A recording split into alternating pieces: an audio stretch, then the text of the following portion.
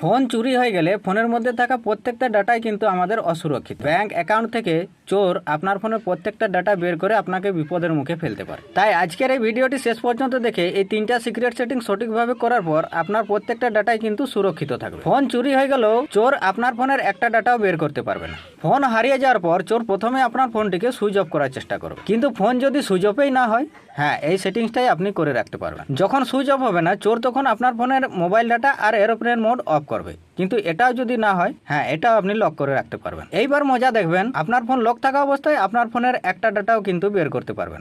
তো শুরুতে আপনার ফোনের সেটিংয়ে যান, সিকিউরিটি অ্যান্ড প্রাইভেসি অপশনটার মধ্যে ট্যাপ করুন। স্ক্রল করে নিচের দিকে আসুন, মোর সিকিউরিটি অ্যান্ড প্রাইভেসি অপশনটার মধ্যে ট্যাপ করুন। স্ক্রল করে নিচের দিকে চলে আসুন, নিচে require password to power off এই অপশনটার মধ্যে ট্যাপ করুন। এবার একটু স্ক্রল করে নিচের দিকে আসুন, এই যে ভেরিফাই ফর পাওয়ার অফ এই অপশনটাকে ইনেবল রাখুন। এবার থেকে ফোন যখনই সুইচ অফ করবেন তখনই আপনার ফোনের প্যাটার্ন বা পাসওয়ার্ড চাইবে। এবার এখান থেকে ব্যাক আসুন। নাম্বার 2, এখান থেকে ব্যাক এসে নোটিফিকেশন এন্ড কুইক সেটিংস অপশনটার মধ্যে ট্যাপ করুন। তারপর স্ক্রল করে নিচের দিকে এসে এই যে hide notification details on lock screen এই অপশনটাকে অফ করে দাও। এবার ফোনটিকে লক করুন।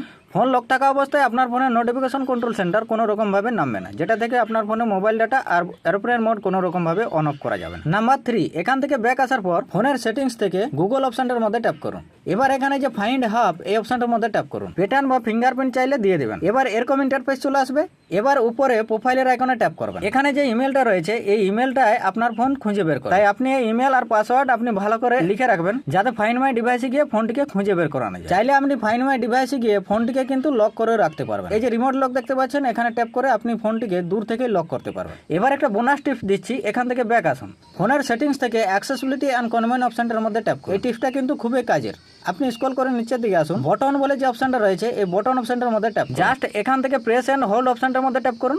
তারপর এটিকে ডিজিটাল অ্যাসিস্ট্যান্ট সেট করে দিন। এবার যখনই আপনার ফোন চোর সুইচ অফ করতে যাবে তখনই কিন্তু ডিজিটাল অ্যাসিস্ট্যান্ট খুলে আসবে।